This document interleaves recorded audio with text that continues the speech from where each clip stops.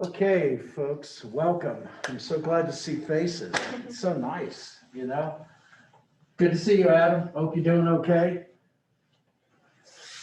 Doing great. I hope everybody's doing well. For everybody online, Jake, Chad, everyone, I want you to go into As You Learn. And there is, in As You Learn, it says Martha Stewart, Daniel Deemst. I want you to download that and have that available in, I don't know, in about 45 minutes or whatever, because we're going to do a little something on it, okay? And then also we're going to talk about chapter 5. It's a short chapter. So what we're going to do, folks, is we're going to start with chapter 5. We're going to talk about creating long-term customer relationships. And then we're going to start talking about the real meat of what marketing strategy is. And we're going to do that by doing an actual exercise, okay? And so I'm going to talk about how do we go about building logical steps? How do we go about looking at problems and taking them apart one piece at a time? How we kind of build them back together. And next week, whether you're online or at in here, what I'll do is I'm going to have all of you in groups, and whether you connect online or not, you can be where you are now, or you can be in the here. I'd like you all to have your laptops so you can connect with your groups. And we're going to do a SWOT analysis together and use this as a way for planning to work on market strategy so that ultimately you'll be able to work on your cases, okay? So I haven't introduced myself personally. My name is Dr. Shows, S-H-O-W-S. It's pronounced like cows. My ancestors Americanized the spelling, but not the pronunciation. It was S-C-H-A-U-S-S. I don't know, any of you are App State graduates? Okay, so are you marketing graduate, by the way? Okay. If you're a business graduate, Dr. Albinson is my wife. She teaches consumer behavior and marketing research here. So we have two wonderful kids, 6 and 8, which has been giving us heck with all of the COVID stuff going on. So we're just running around like crazy right now. And I'm sure the same thing is for you two as well. One of the things is that I want there to be as much freedom in given our circumstances as all of us have here.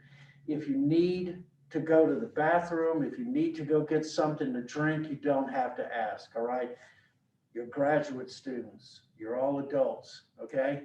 You've made that first major tier, and you people, that sounds bad, no, but you're all my equals, all right? And I want you to know that.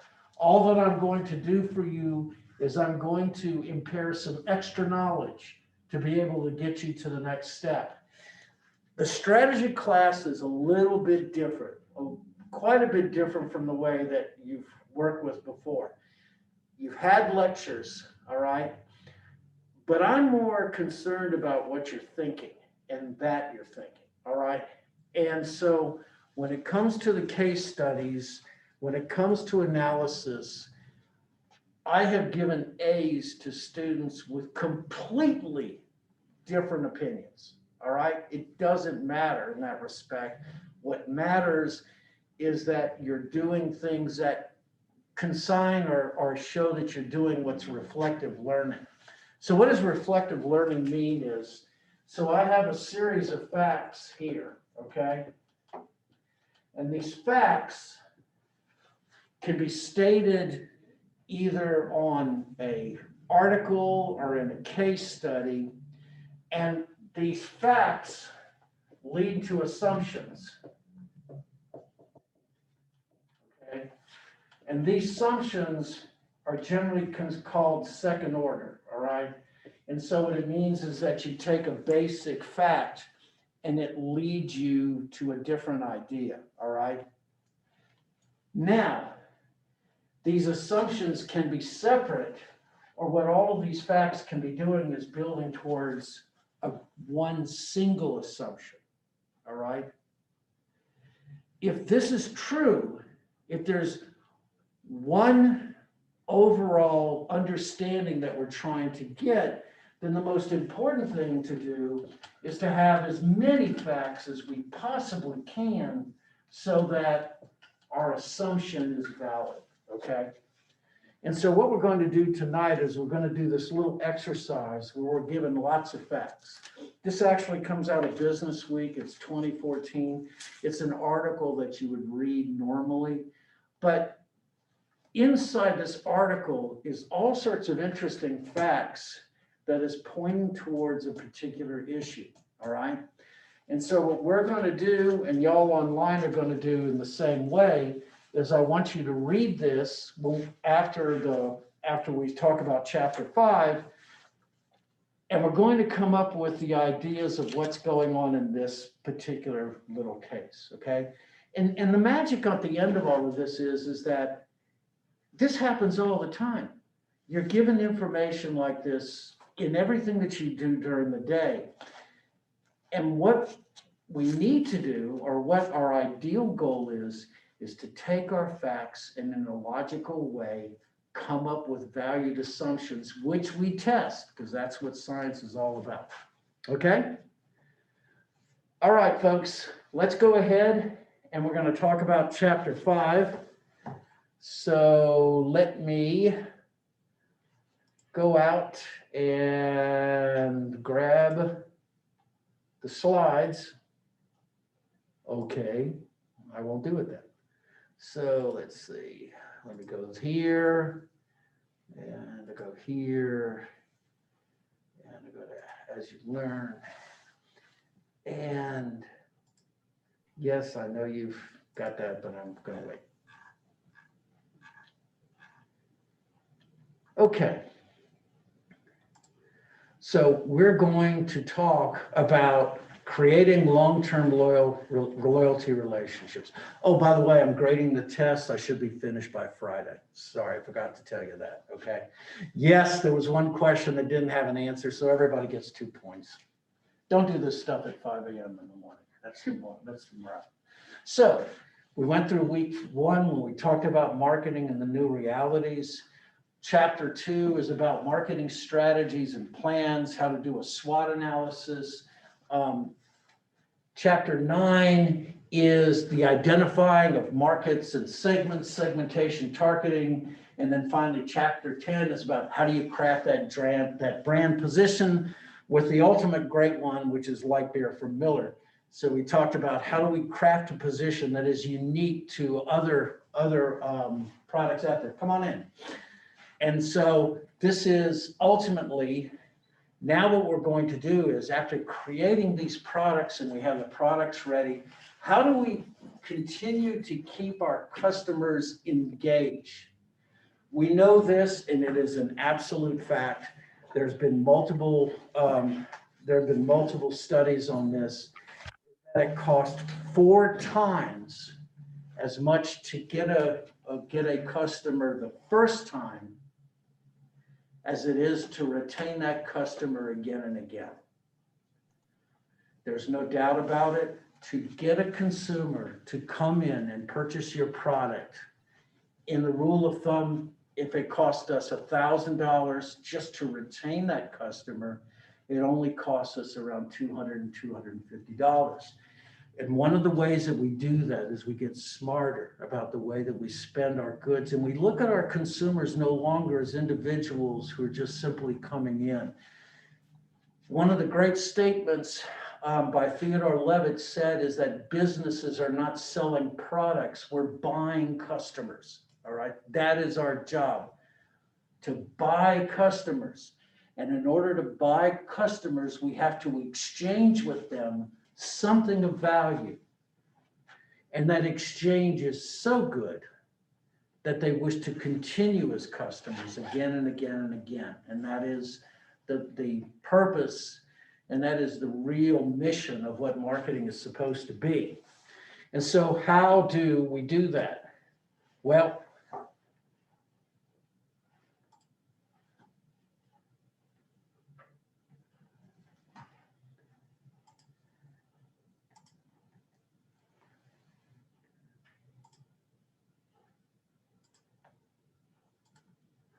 I was doing this for 10 years until somebody showed me this, and I felt like such an idiot. That's all you need to do. So,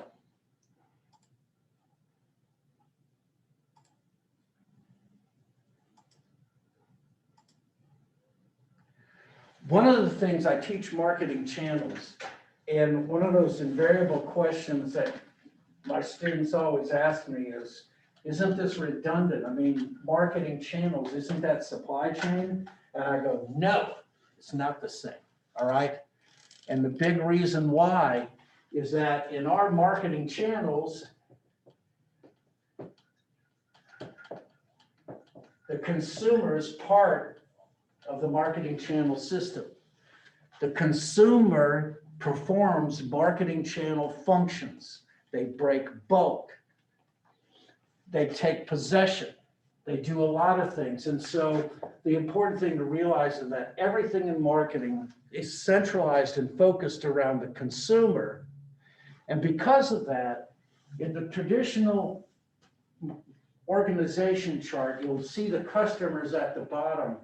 In the modern marketing channel system, in a customer-oriented organization chart, the customer's at the top. And that's where they should have always been.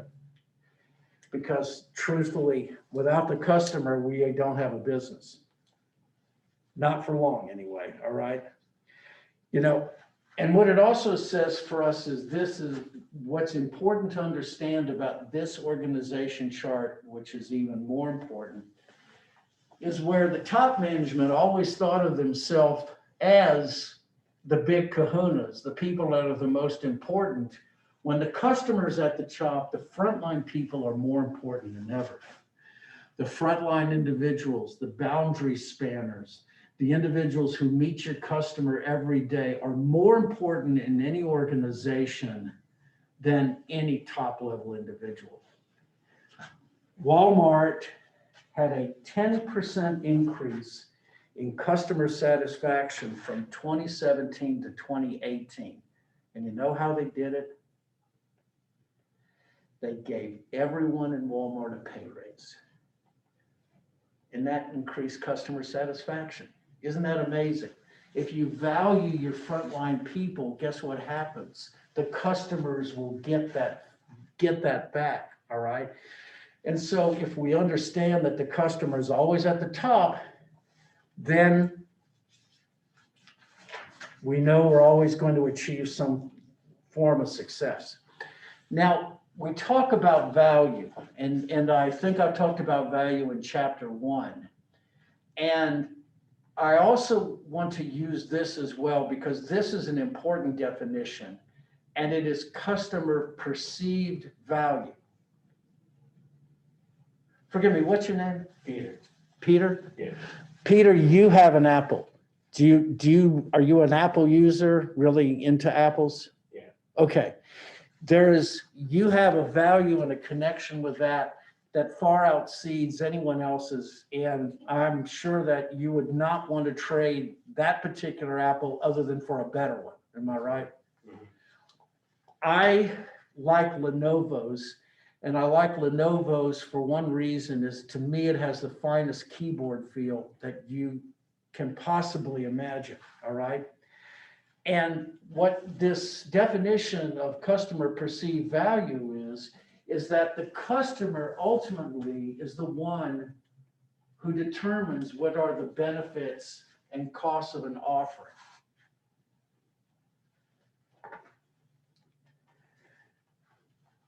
Value is perceived as psychological benefits, financial benefits, risk.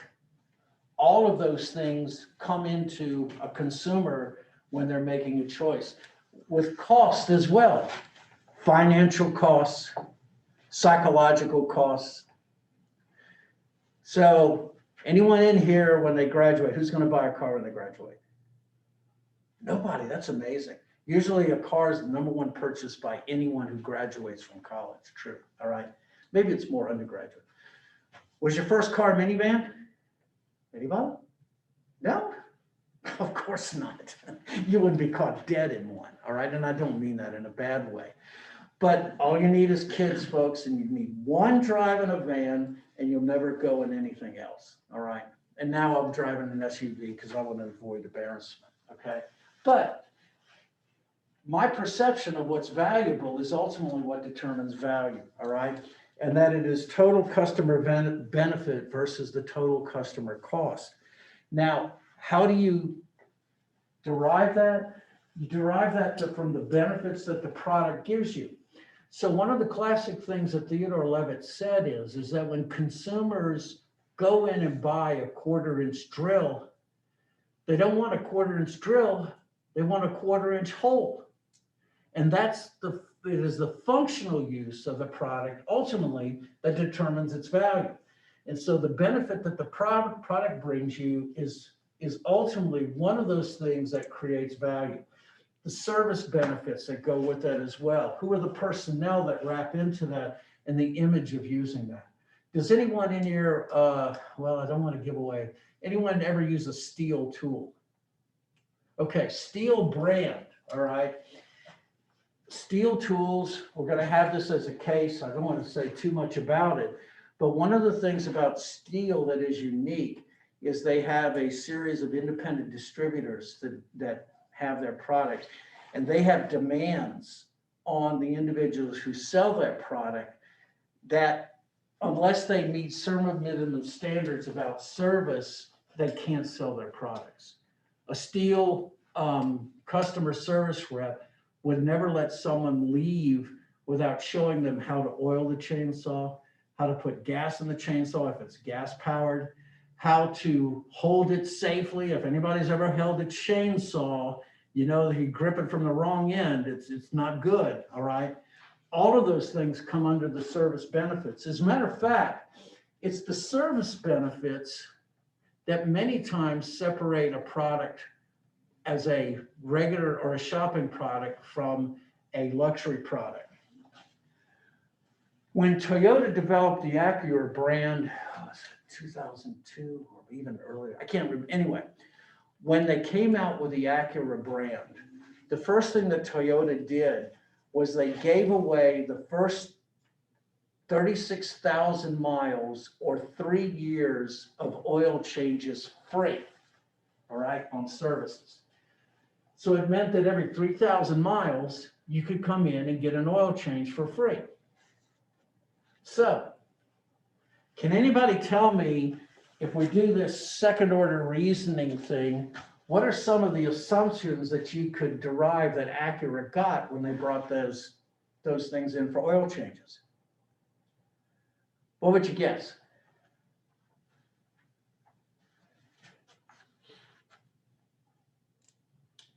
If I brought in a brand new vehicle and it had been on the road for 6,000 miles, the first thing I'm going to do in my service department is I'm going to hook it up to my machines, and I'm going to find out all of the wear and tear on that vehicle in its first 6,000 miles. And then I'm going to take that vehicle, that information, and upload it to Acura Corporate. And along with the other 10,000 vehicles that are on the road right now, I'm going to start developing analytics about which parts are more likely to wear out and which ones are working well. And all they're doing is giving away a free oil change, okay? Oil change, in terms of raw costs, it's $10 for the oil, because they buy it in bulk, even in synthetic, and the filters itself. But what they gave back is they gave back the service benefit that the others simply couldn't compete with, and it moved Acura from a shopping good to a luxury good overnight. And so that's an example. Cost, of course, the monetary cost, the time cost, which is one of those things. In the last 20 years, we've had a definition of something called time poverty. And that is that we have less time to make important decisions than we ever have. And so this time cost is something that is also an opportunity cost that we always have to think about. And so basically it's the balancing of all of these things together that determines whether something has value. So I might have talked about this before. We'll talk about this when we go into satisfaction. But Walmart has always been at the bottom when it comes to satisfaction. Actually, 2020, they're at 77%, which actually puts them in 11th place in retailers nationwide. But they've always been at the bottom. However, Walmart sells and sells and sells. And the reason why is perhaps it's not satisfaction, but it's the value that they bring to the consumer. So, how do we value this? Well, basically, we break down and we look at the attributes and benefits that customers value. And then what we do is we rank them in terms of their relative performance. And one of the things that I always talk about in marketing strategy is you never forget your competitors, even if you believe in a blue ocean strategy. You take your companies and competitors' performances on the different values in their rated performance and examine how your customers rate your performance based upon the competitors. And you try to find those attributes or benefits that mean the most to your consumers. So anybody rented from Enterprise Rent-A-Car? Yeah, no, I keep forgetting them.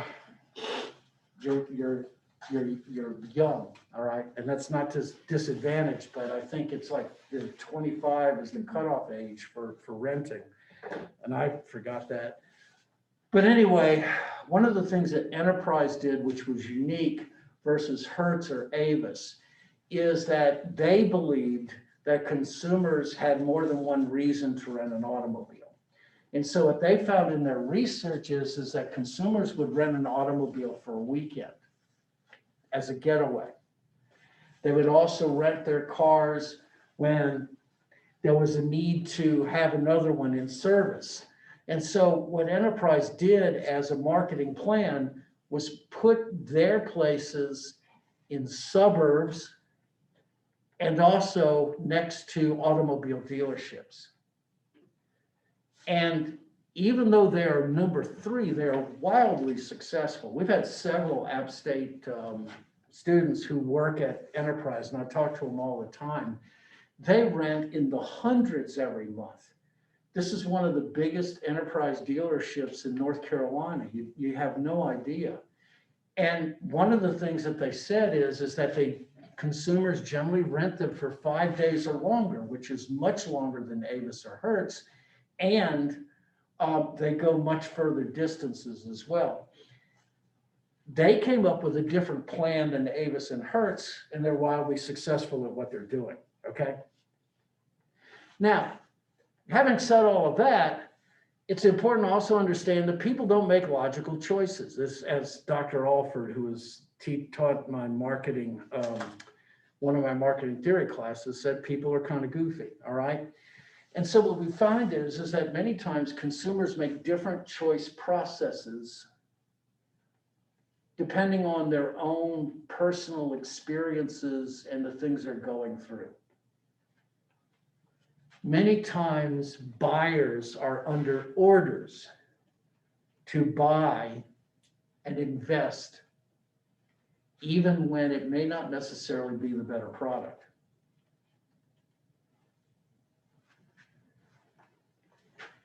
Buyers can have long-term ties to friendship with the individuals in which they buy from. If any one of you consider insurance as a future, and insurance isn't bad, one of the things that you'll know is that insurance is a long-term kind of strategy. It takes you 5 to 10 years to get a customer base to be able to survive in insurance. But once you do, it is almost willed to you for life. So how many of you, when you bought your first automobile, got your insurance from your parents? Anybody? Yeah, sure. It's the simplest and fastest way, you know. Yeah, so you call above. M, would you please add my daughter on to the insurance? So I just bought her a car today. Sure, it's done. That's how quick it is. And that is one of those particular occupations that is so tied to individual personal satisfaction that the choice processes aren't even debated. Now, of course, as you go on and you start buying things and your risk level goes up, then naturally you start shopping more. And the interesting thing is that you find that corporations go to where you are. So I don't know if you know this, but Progressive is owned by Allstate. So Progressive is generated for your generation, but they're part of the Allstate group, all right? So the other way is to deliver some high customer value that consumers desire, so much so that it generates the concept of loyalty, all right? And so loyalty has a strict definition. Here they are.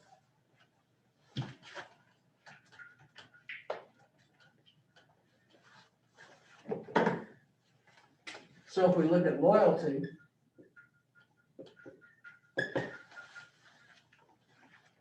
loyalty is a deeply held commitment.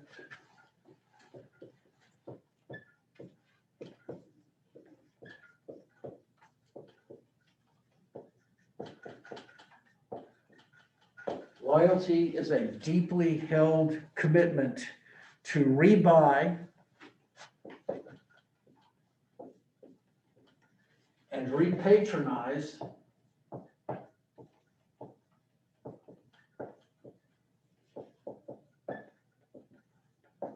a brand or product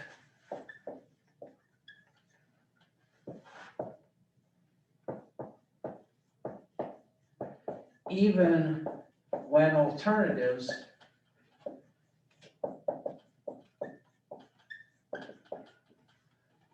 may be more desirable.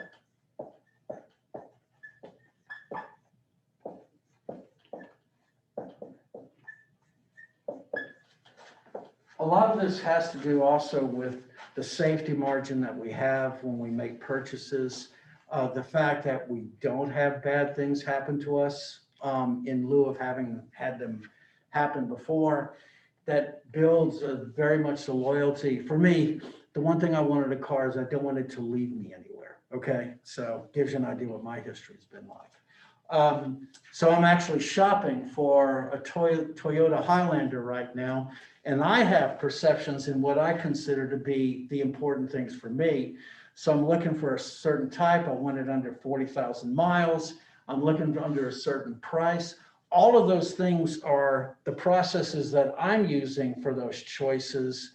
And those all come down to somebody seeing an individual like myself and seeing ultimately what I consider to be the greatest benefits. And certainly a Highlander is one of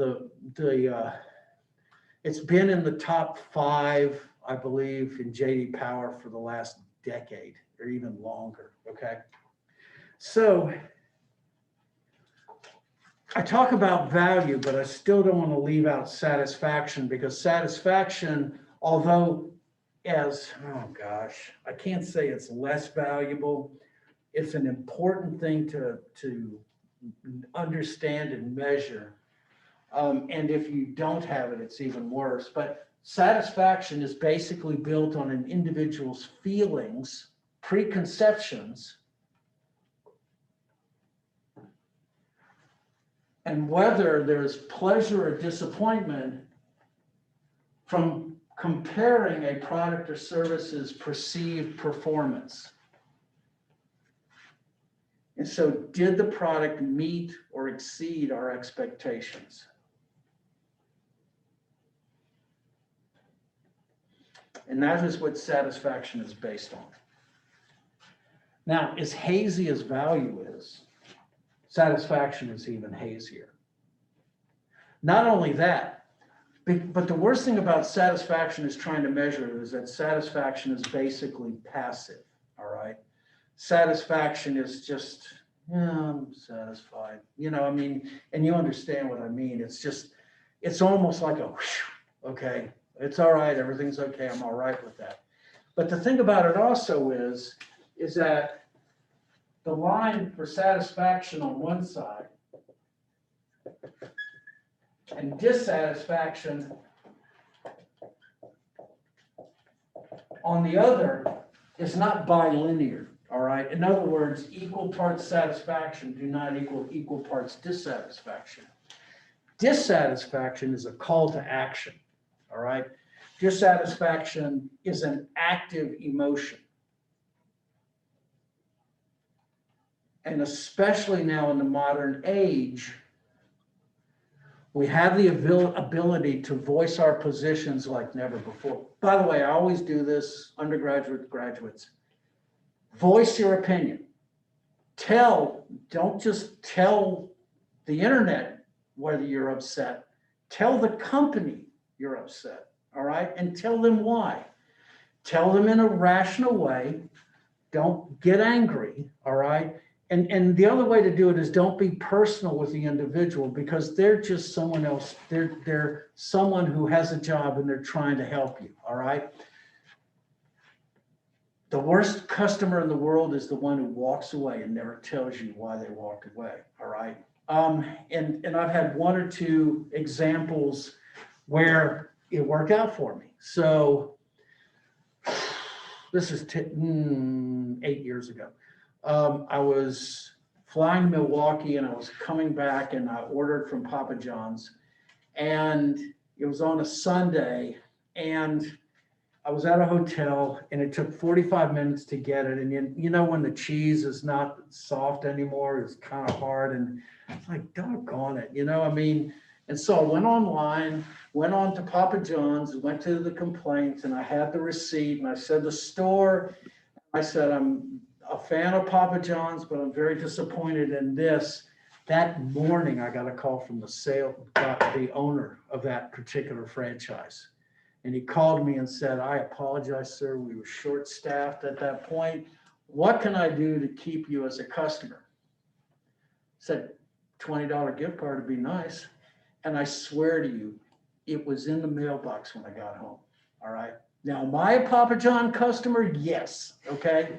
Because they went out of their way to satisfy me. And this is an example of that $1 that you spend is better than the $4 to try to go find a new customer like me, okay?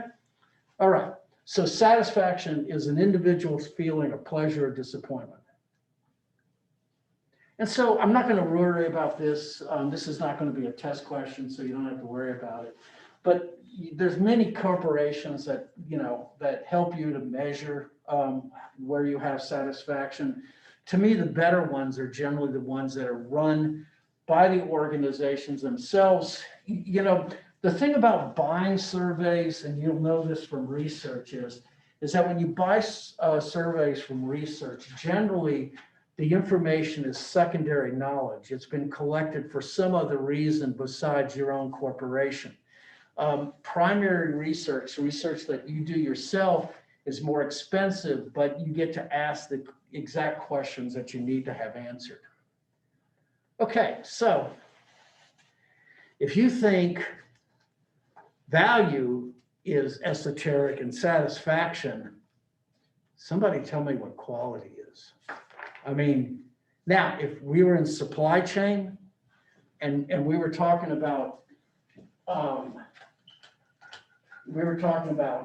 factories and those kind of things, then quality has a very specific definition. So quality in the definition could be freedom of variation. That would be the definition of quality if we were talking to a supply chain individual, you know, in manufacturing. You want to have this 6 Sigma by your tag. And basically what 6 Sigma means is that only 4 items out of 1 million are bad. That's what 6 Sigma means. In case you're ever wondering if you were looking at research, you know, a sigma is a standard deviation, okay? And so 1 deviation is 68%, 2 deviations is 97%, and 3 deviations is 99.97%. I hope Dr. Babbitt won't correct me.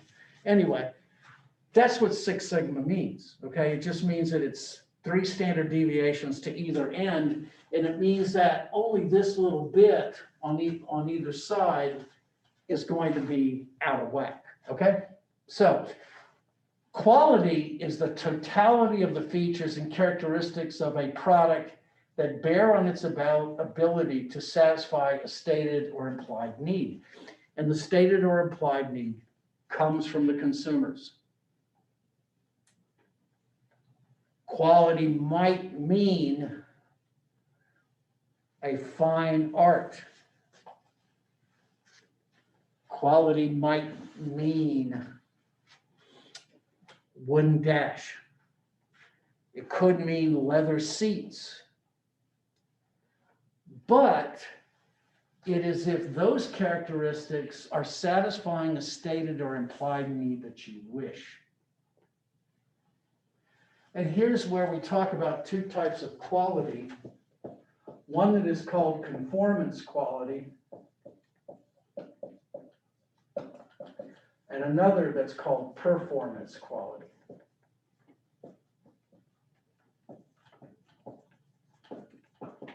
Okay, and they mean something different, okay? Conformance quality is when we deliver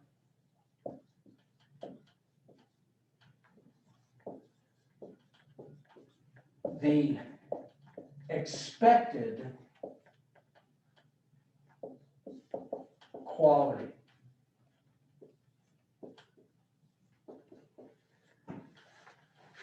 And so if we're talking about a Lexus, conformance quality is leather, seats.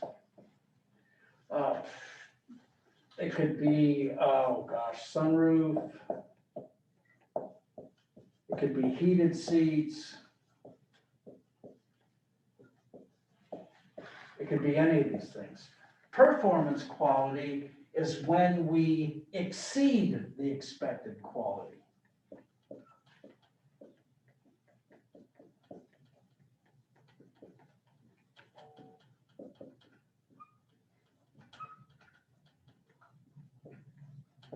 Now,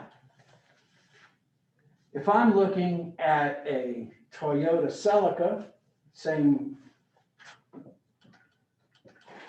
company that makes it, and it has leather seats, a sunroof, and heated seats, where it may be conformance quality for the Lexus because it's expected, it's performance quality if it's on the Celica because it exceeds it.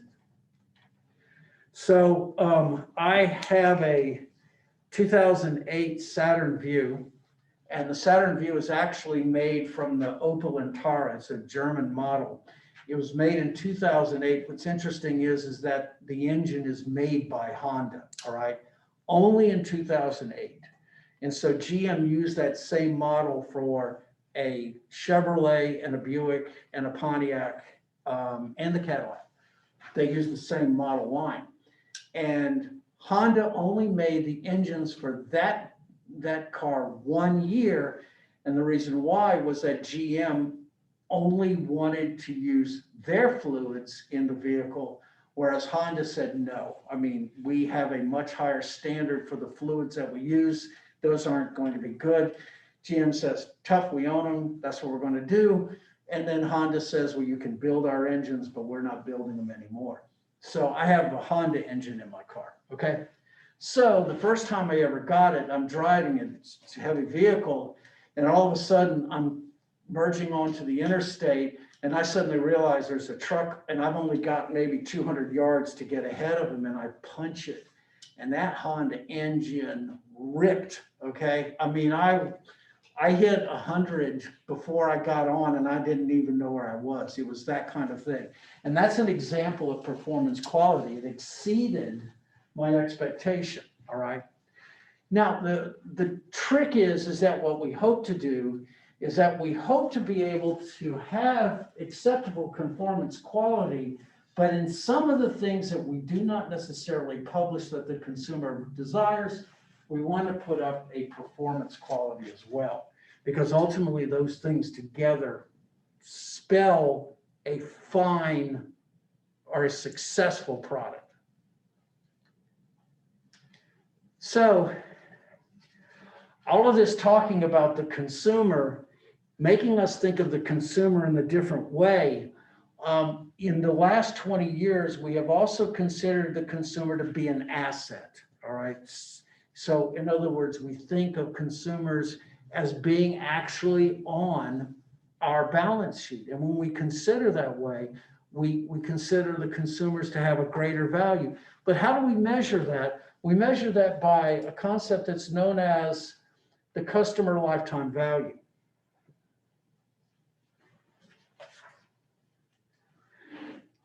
And so what is the customer lifetime value? It is the net present value, for those of you who've taken your finance yet, the NPV, the net present value of the stream of future profits expected over the customer's lifetime purchases. The customer lifetime value calculated by Taco Bell of its customers is $14,000. That's a lot of tacos. But the loyal Taco Bell customer, from what the research comes from, they find that their lifetime value is around $14,000. Pepsi, by the way, has done a brilliant job. In the 80s and 90s, Pepsi had this fight with Coke, and it was over the taste test. And we can talk about that if we talk about research. But one of the things that Pepsi did in the early to mid 90s was they stopped trying to fight Coke. It was a useless fight. But what they did do was they decided that there were some things that they could do better. And so they started on an acquisition pace. Gatorade came up to purchase, I think, in 2002, and they bought Gatorade right up from the noses of Coke, because Coke didn't even put in a bid because they had Powerade.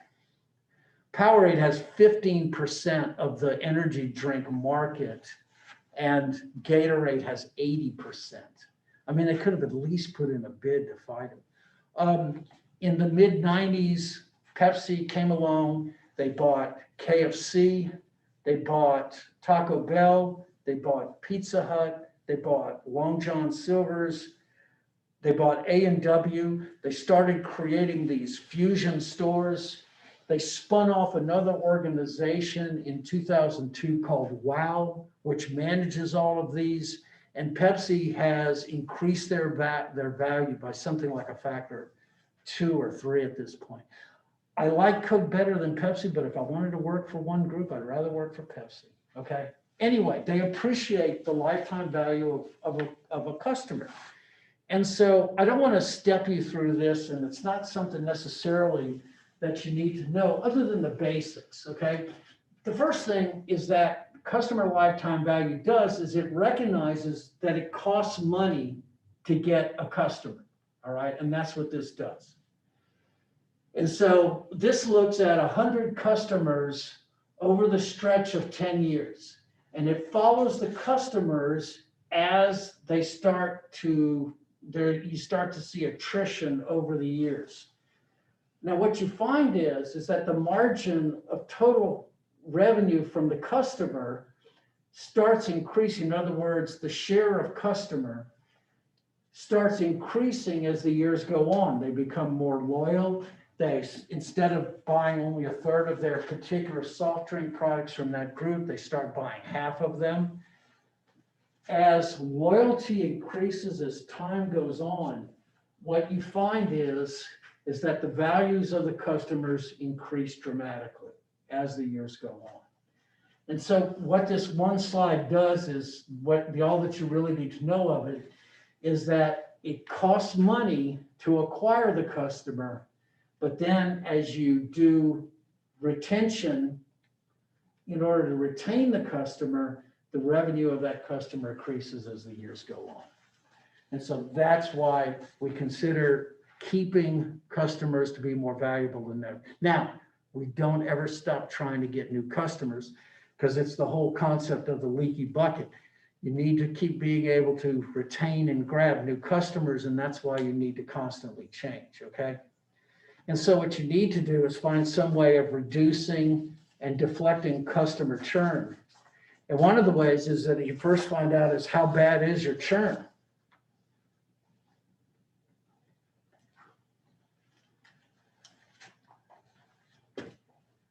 And the other thing is that you try to find out why customers are leaving.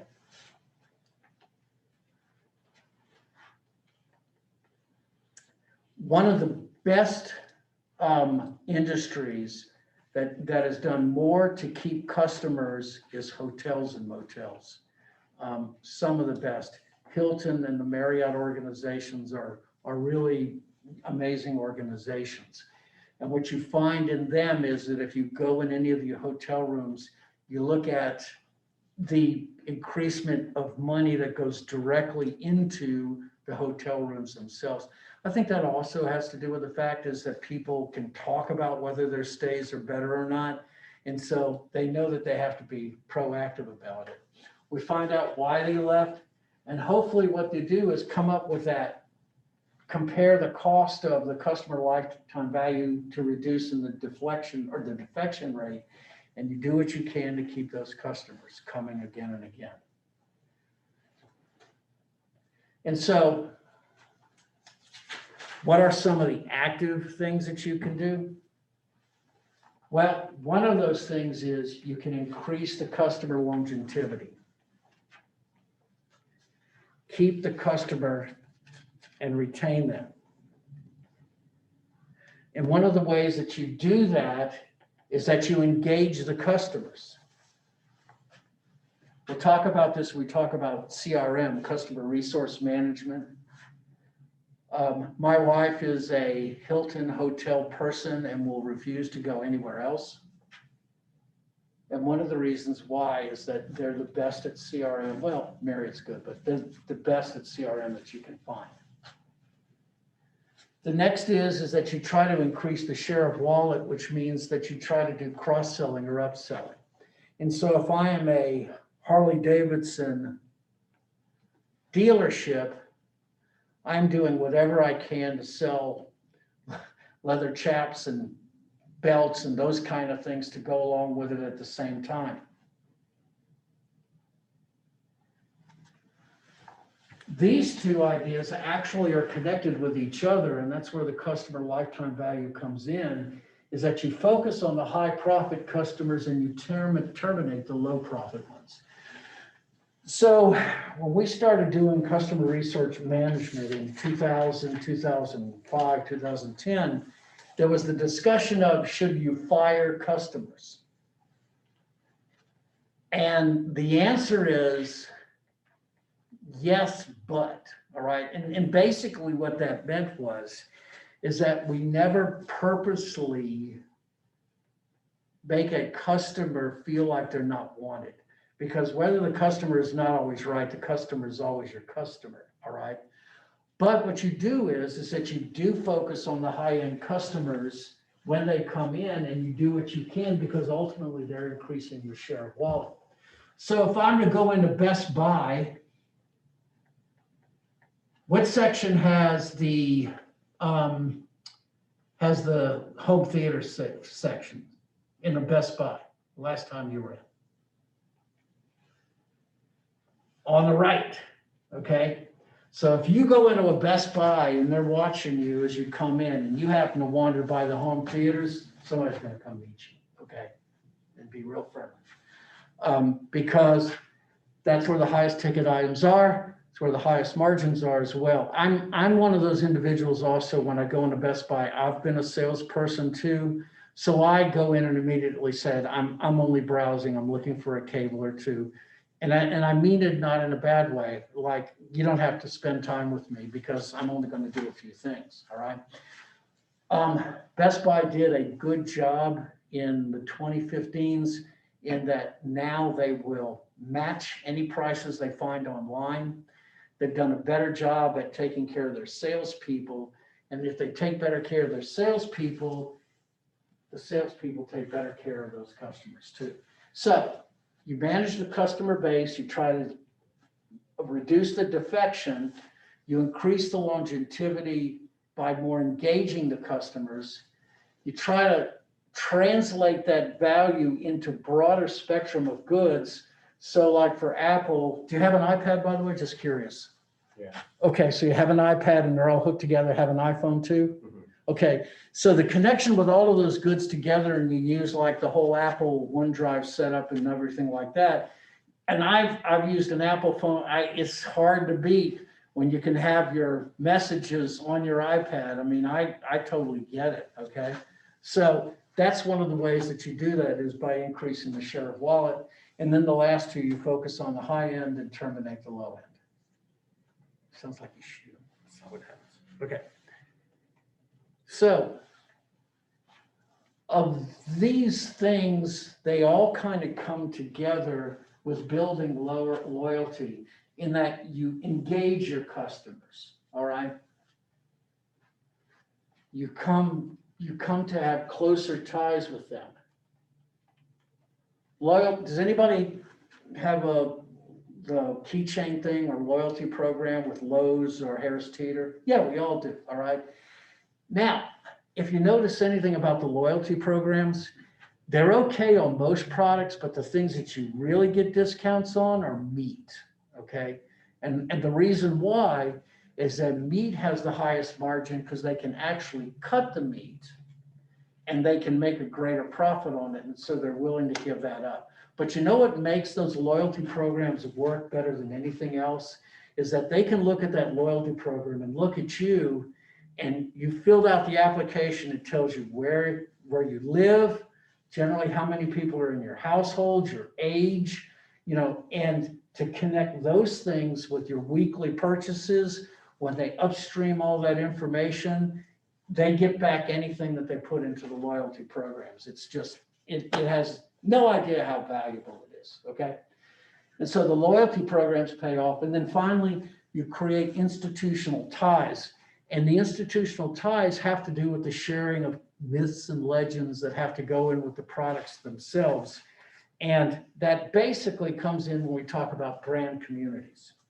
I had a friend of mine, a cohort friend, who did her discussion on brand communities with nonprofit organizations.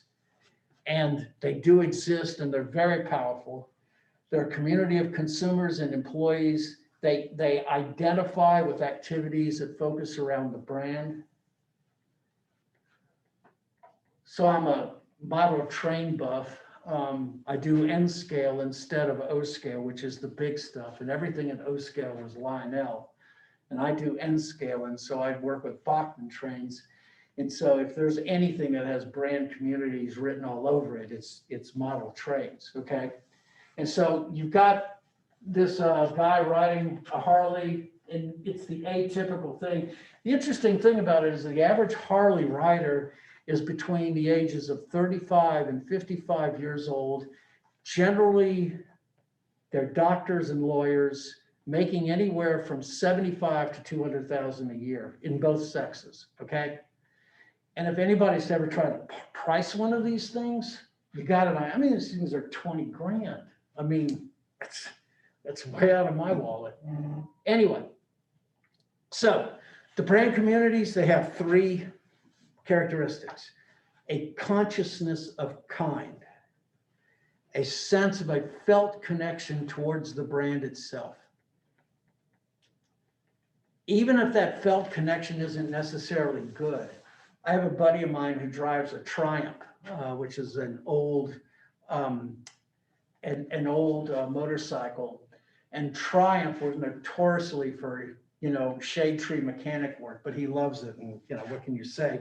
And anybody who's a Triumph owner has broken out their wrenches more than once. They have shared rituals and stories and traditions that convey meaning.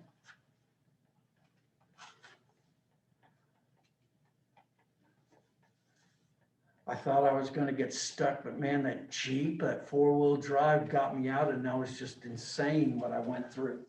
That's an example of a traditional story and a shared concept. And then a shared moral responsibility, a duty to the community as whole. You see this in any users group. I still own my Commodore Amiga from 1985, and the Amiga users group, I still get the newsletters from them. And it's just as strong as a community as anything else is. As a matter of fact, the quirkier they are, the better. And so the last on this is, how do you tie it all together? You tie it all together with a concept that is known as Customer Relationship Management, CRM. And what CRM is the process of managing detailed information about individual customers and their touch points to maximize loyalty.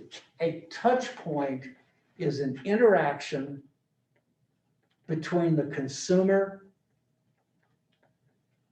and a company member. Any interaction whatsoever. And as I said before, the Marriott and Hilton do this better than just about anybody else, the hotel industry. So my wife we got Hilton points, and so we got a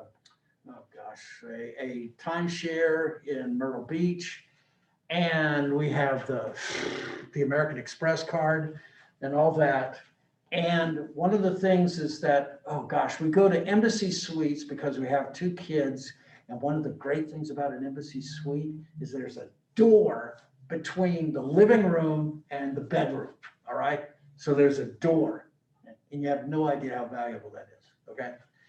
So anyway, when we go there, the other thing is that breakfasts are the best. So they will custom make omelets or anything you want. They're just awesome. So we go there, I guess it was Orlando. We went there and they asked, my wife ordered down for some water, okay? And so they got some water, brought up to the place. And so the next, we went to Myrtle Beach, was it? Might have been. And when we got in the hotel room, there is a 12-pack of water there. And it said compliments of the management. So how much did that water cost? $4, $5?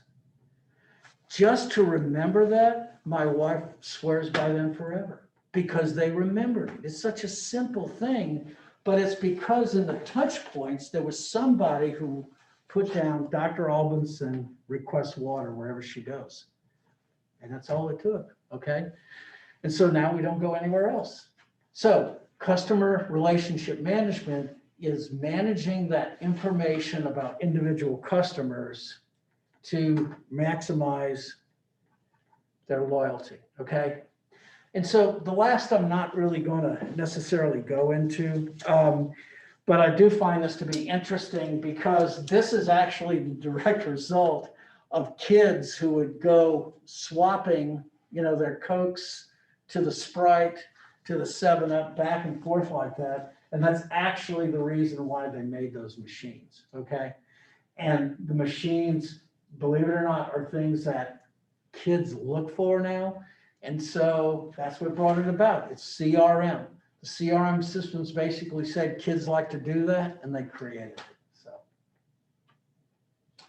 okay, so this finishes the chapter in our discussion about customer loyalty.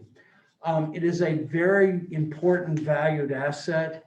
It is extremely important, especially because consumers that we retain become what we call marketing mavens, all right? They become prophets for the corporations that they support. And as we all know, a consumer word of mouth is far more important than any advertisement that ever came up, okay? All right, so I'm going to do something. First off, I want to pass this out, and we're going to have a break, and we're going to take about 20 minutes, but I'm going to show you this. We're going to shift now into the second part of this class, okay?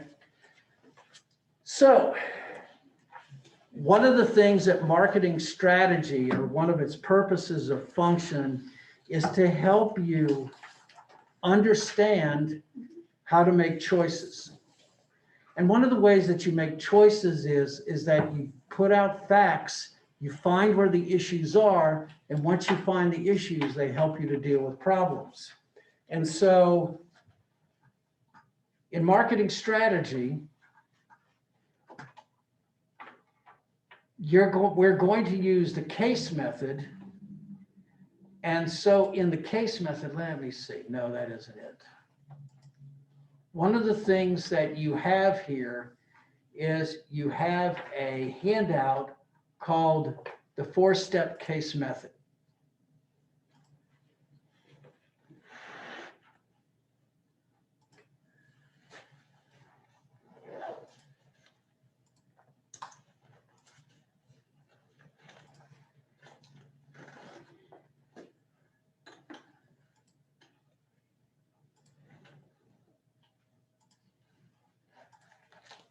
Now, what I'm going to first talk about is I'm going to talk about a 4-step method to help you look at this particular article. And taking this particular article, it'll help you kind of define how you're going to be doing your cases when you get with your groups, okay? Okay, so has anybody ever done cases, by the way? Worked through cases and stuff like that? Okay, so this is going to be pretty much the same thing with a little bit more on the upsell side, okay? And so how do you go about analyzing a case? Well, first off, cases give you a chance to look at the present situation that is facing an organization, and after a systematic analysis, make recommendations that will produce a change. And so the reason that we use cases is that you'll have the opportunity to see how well you can assess and address a business issue or a problem.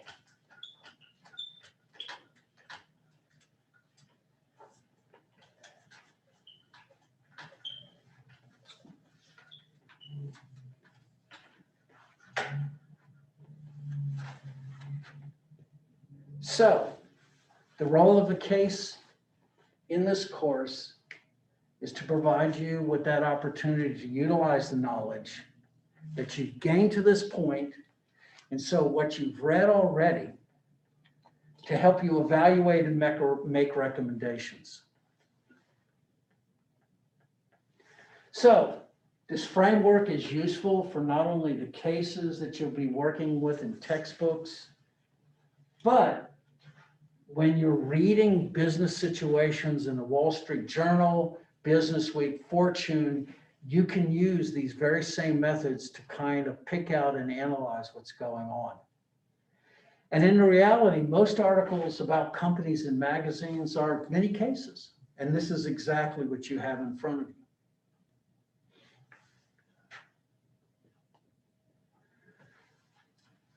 Now, why do you use a framework? Well, it's not to hem you in, but without a framework, the analyst, it's very possible for us to overlook something. And you may not consider various effects in the economic environment that face an organization. And the benefit of a framework is the ease of communication. When you use a similar framework to analyze, then each person uses them has similar meanings, okay? And so what you get is a consistency of analysis, all right? It's as close to the scientific method as we can come to in what we work with, okay? And the scientific method is very much in the same way. It is a philosophy about how do we go about finding what is fact and what is not, okay? And so, what are some of tips in doing this framework? The first is read thrice, read 3 times. So when you do your cases, read through the case just once to get an understanding of the nature of the case. In the second reading, you can structure the issues as they appear. And then a truly comprehensive list of everything, you start building the idea, takes at least 3 readings. It's important to also understand that there may never be a single answer to the case, just as if there's never a single strategy for all situations and that each case is unique. And the other thing is make an effort to put yourself in the shoes of the decision makers. And so when you do the cases, the way I tell it is that put yourself in as the rainmakers. You're coming into this corporation, they have these things and these issues, they're not sure how to deal with it. And so what you're doing is you're coming in and you're bringing order to their chaos. And so you won't have to use this right now, but what you'll do is the first thing is do a situation analysis. The situation analysis looks at the strengths and weaknesses with a SWOT.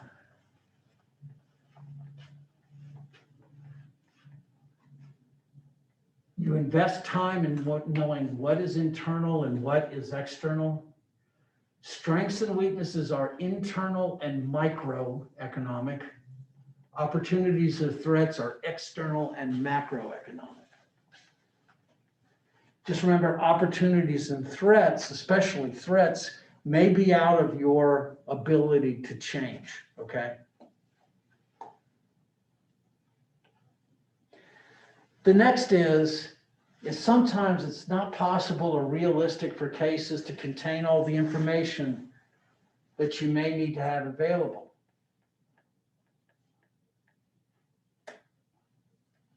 And so you may have to list information not contained in the case, but when you do the case, you consider the information only in the time frame of the cases.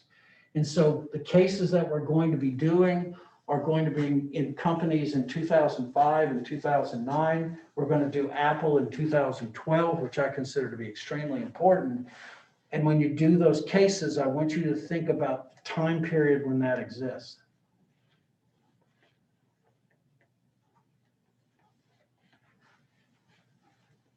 The next thing is that you need, having said that there may not be one problem, you need to be able to have a statement of the issues. If only a problem properly defined can be addressed. If you define it too narrowly or miss the problem altogether, the framework steps will be off the mark. Remember, symptoms are not the problems themselves. Symptoms are the indication that something is wrong. A temperature of 103 is a symptom, but it isn't a cause. I may have lost taste, and that may point to something, but it's not the fact that I've lost taste that's the issue. And the most important question in any problem is why, okay? You should be able to state the problem in 1 or 2 sentences. It should be brief, be to the point, and provide a clear indication. Now, when I say the problem is defined, when we define words, okay,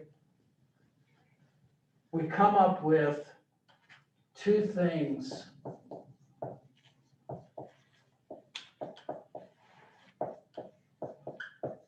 Two words that we use. One of them is mutually exclusive, collectively exhaustive. Okay. When we define a word, okay? By the way, if you haven't seen Professor and the Madman, that is a great movie, okay? Of course, it's about defining the dictionary, which maybe only I'm interested in, but it's an awesome movie. Sean Penn is in it, and so is Mel Gibson. Such a bizarre combination, but they're great together. So, a definition is collectively exhaustive. The definition is everything that it is. Mutually exclusive means that it's nothing that it isn't, okay? And so when you're defining a problem, what you want to be able to do is define it as everything that the problem is and nothing that it isn't, okay? And it sounds strange that you can do that in one or two sentences, but you'll be able to do this when you work on this a little bit, okay? And then the last thing that you do is you kind of develop alternatives. You come up with strategic alternatives that have some reasonable potential to solve the problem. And use creative thinking. And remember, strategic thinking is thinking multiple steps, years in advance, the big picture, and then strategic thinking also is a series of dates and some way of qualifying whether there's success or failure. But then tactical are strategies to carry out, tactics to carry out the overall strategies, okay? Strategy and tactics. Okay, so this exercise that we're going to do and you online, I would like you to go ahead and pull this up and look at it, okay? So I'm going to pull this online and I'm going to first give you a start to give you an idea of how to do this, okay? And so let's see. Okay, Martha Stewart, this one right there, I want you to pull down and you'll see it here. Now, when you are in the exploration stage of thought, when you're at this juncture where you're trying to picture things, you do a process that's known as analysis and synthesis. Analysis comes from the word to take apart in Latin. And so what you have is you have a series of facts, all right? And these series of facts need to be pulled out and listed. And so we start into this, and what we're doing is we're pulling apart statements that are important, okay? And so I'm trying to read here as to what's going on. And one of the first facts I see is this one right here. The CEO office sat empty for 10 months. This is a fact.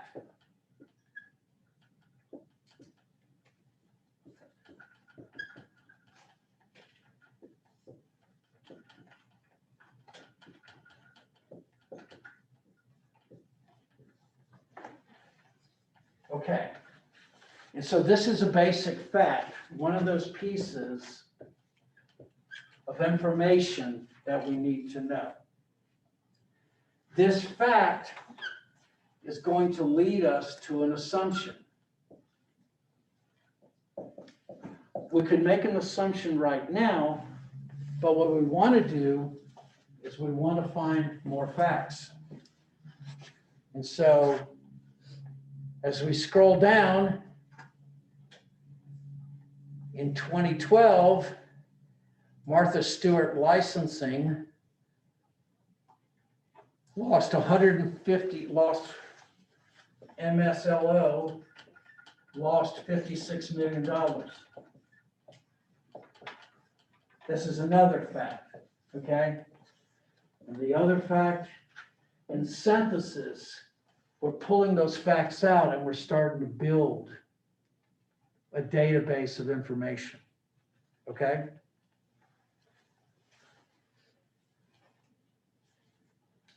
Another piece of information, MSLO slid their stock from $37.40 to $3.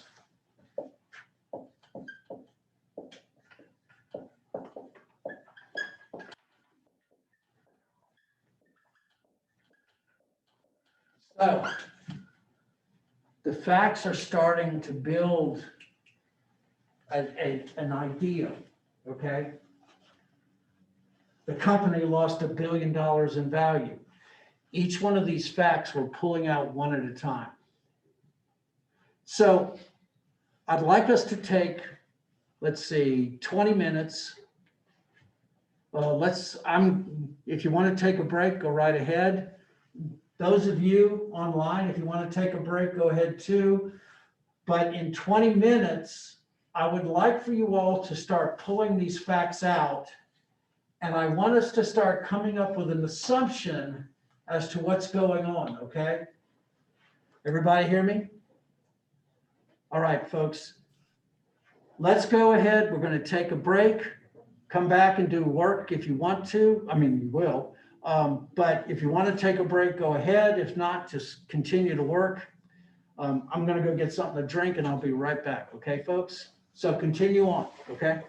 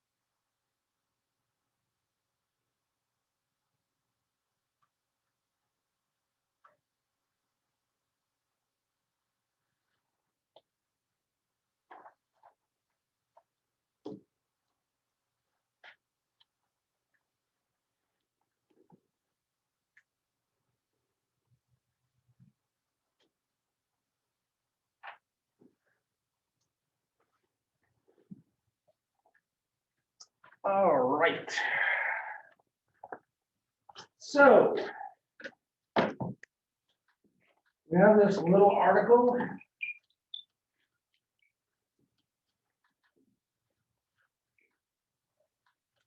So let's start pulling some facts out of here, okay?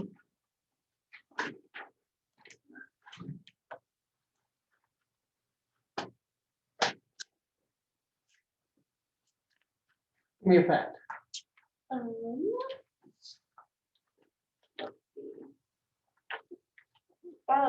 They called the people that like never got laid off and never were really, like, I don't know exactly what they said, but they called this powerful group Friends of Martha, and they were Friends of Martha. primary people in the business decisions, and they never got touched by layoffs or salary deductions. Yeah. You see how much the weekend driver got? How much the weekend driver get? $176,000. I want that job. Nice work on a weekend. Okay. Okay. Fact.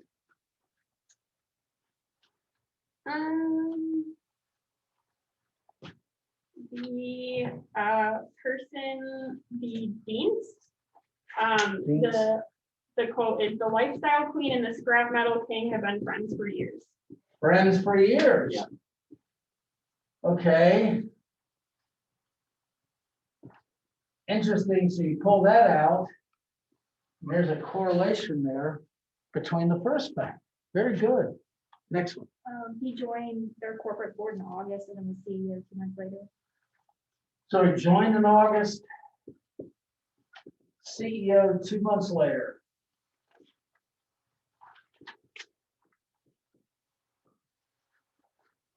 Next fact. Over the past decade, the company has cycled through 6 top executives. 6 CEOs in a decade. So let's do some hasty math. That means they're cranking through, churning and burning CEOs about every 18 months. Okay? 6 CEOs in a decade.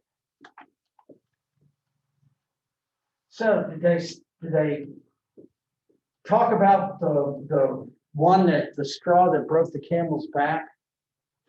The which one? It was on the page 2.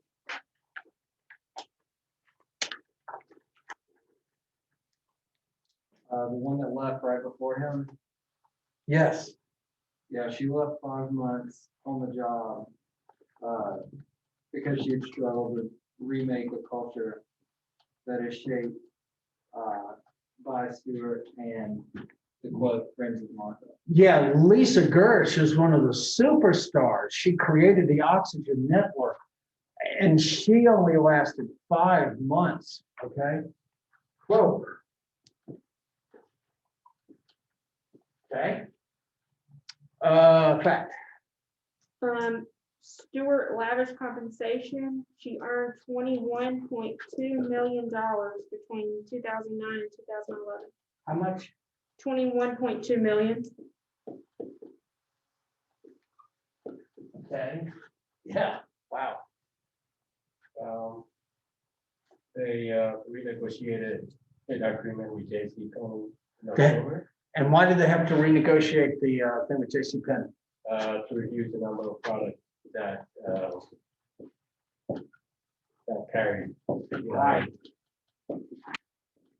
And they had to do that. Good point. They had to do that because they were bumping into other contractual agreements that they have. And so the assumption for that, if you take that to the second order, is there's somebody that's asleep at the switch who's not making sure these contracts are correct. Okay. People online. Adam, give me something. I'm trying to think of like a specific fact. One of the things they did say is that there was very little international exposure to this brand, which they see as like a huge area for growth. Hey, that's a good one. And that is actually an opportunity out there. Little international exposure. Good point. All right, Chad, give me a fact you got for me. Deanist didn't have any like retail or media background. Little, yes, yeah, and you're in the retail business, little retail background. And that points to his friend of Martha as one of the connections. So Polly, come up with one. Give me one of your facts.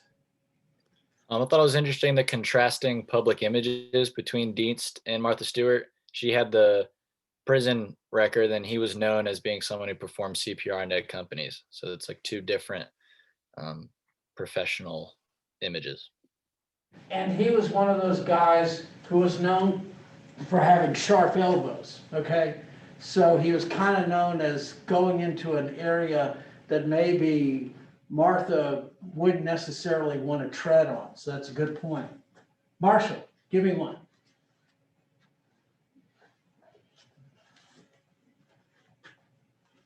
Mine would kind of expand on the last one, but he has experience in like scrap metal and that sort of thing, which is a far different environment than the Martha Stewart company really is involved in. And that, what that does is it kind of points you as you're kind of wondering if they've got the stones to be able to make this change. It makes a lot of sense. Yeah, it said his background was in New Jersey scrap yards. Yes, yeah. And rising share prices through that kind of thing, which doesn't really make sense for like a home decor company. No, I mean, you're not someone who has experience doing that. You might have experience as a turnaround specialist, but it doesn't necessarily mean you've got experience in that kind of environment. So, good point. Hervé, give me one.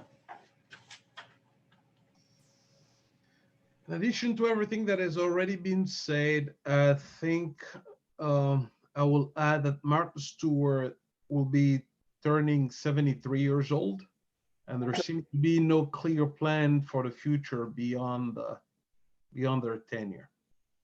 And that's a good one. And if you hear her in their discussion, like what she says about bloggers, do you think she's kind of on track with? No, she doesn't have a clue, okay? And it's kind of interesting because they asked her daughter to kind of take over like this show or whatever. Do you remember how old her daughter was? Her daughter was like 48. So I mean, what Yes. does her daughter have with this generation? No, none at all. No. Jake, give me one.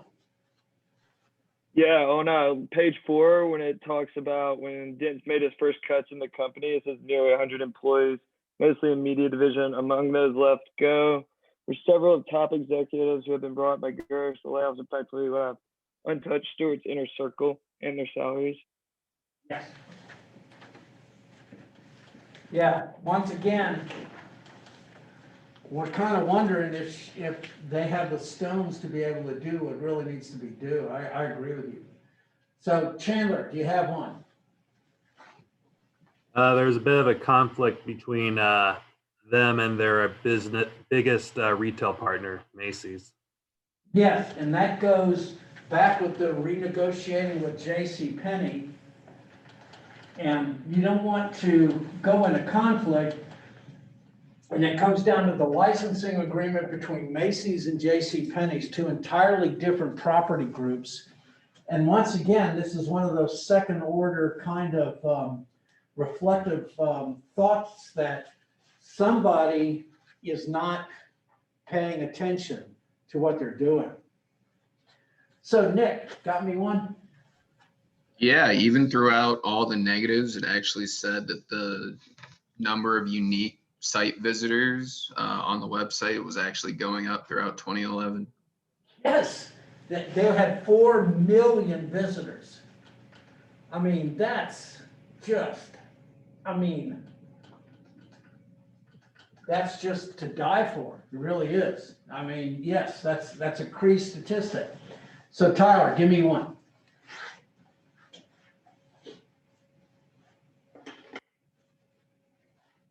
Tyler, you got one? That's all right, we'll move on. Okay, so getting this all together, pulling all of these thoughts together. The problem with Martha Stewart is Martha Stewart. yes, that's it. That's the answer. The problem with Martha Stewart is Martha Stewart. It is the way that she has been running her organization for years. And while it was wildly successful, incredibly successful in the 90s, it is not made to be able to take success in the next decade or so. And so what they were looking for is deans to come in and inject whatever level of success to bring something to Martha Stewart, to bring it to the modern age. Now, does anybody want to bet whether he was able to do it? Probably not. No. No. No. In 2016, Martha Stewart was sold, her part, I think, was sold for something on the effect, the entire property was something, oh gosh, I'm trying to remember, something like $90 million. So the corporation went from a $5 billion corporation to under 100 million in that time. Martha Stewart is not on the board of directors of Martha Stewart. She is, however, there as a spokesperson, and so she is doing that. But unfortunately, they were not able to turn it around. And so it's a sad and unfortunate thing. It was a great label success for decades, and it still has value, especially when it comes to the naming rights. And if you look through the information, the naming rights are actually making money. But it was the other Martha Stewart properties that were not. And I think a lot of that, of course, has to be tied with, quite simple, was the assumptions that it was going to go on forever. And if you also were to dig deeper into some of the other things that they talked about, you know, the losses over the years just was too much of a burden that they weren't able to overcome. Okay. So what do we get out of this whole thing? Well, what we get out of this is that this is the kind of stuff that you do in cases. Okay. So you take the facts and you kind of put the facts together. And it's interesting, when you put the facts together, you get to see this entire definition of everything that it is and nothing that it isn't. And so this is kind of what casework is, okay, in a mini way. And so kind of think of this when you look at a Wall Street Journal article or a Business Week article. Know that they're going to give you some facts here, and that you're going to take these facts and you're going to make these second order calculations or reflective kind of assumptions. And the more that you know and the more that you understand gives you the better opportunity to make better decisions, okay? And unfortunately, sadly, don't cry for her, Argentina. I mean, she's a millionaire. But the difficulty, of course, is that the billions that she lost in the property, unfortunately, is really sad. Like I said, it's one of those basic things that happens when we can't find a way to keep up. I think, to me, there's a lot of facts in here. I really enjoy this article in one way because it does a great job for teaching. But to me, one of the things is when she says, who are these bloggers? They're not trained editors of Vogue. They're writing recipes that aren't tested, that aren't necessarily good, or copies of everything that really good editors have created. Bloggers they generate millions of hits, okay? So yeah, they generate popularity, but they're not experts. And we have to understand that. There's sort of a high horse attitude with this that I just don't get, okay? And I think that's part of the reason why, unfortunately, the corporation didn't make it, okay? So I'm gonna kind of leave this here, and when we come back next week, we're gonna do some work together in groups. But I kind of want you to think about it during the week. is that this is kind of what your job is as a master's student, is to take these pieces of information and come up with a way. You synthesize, you break the facts apart, and you take the facts separately from everything, and you start listing the facts and you put them together and you come up with ideas and concepts that way. That's a lot about what we do as marketing researchers. So very good job. Good job by everybody here. Excellent. Just to fit before I leave, just to let you know, I should be finished the grading by Friday. I'll spend all day tomorrow working on it. Hopefully I should be finished by then if something doesn't come up. But if you have any questions or anything like that, let me know. And folks, thank you for showing up on both sides. And I hope you all have a good night, and I'll see you next week. Bye, folks. See you later. Alrighty, thank you. Dr. Shells, I have a quick question. So each will be in person for the following Tuesdays, no more recorded or Zoom? I will be here face to face, and I realize that some of you have difficulties with travel and whatever, so I will always be having a Zoom meeting, okay? So if it comes here, I realize that you've already made plans. That's not going to be a demerit at all, okay? If you can join us here next week, people that come in class, bring your laptops with you, because we're all going to be trying to work together with groups next week, okay? Thank you. All right, sounds good. Good night, guys. Y'all take care.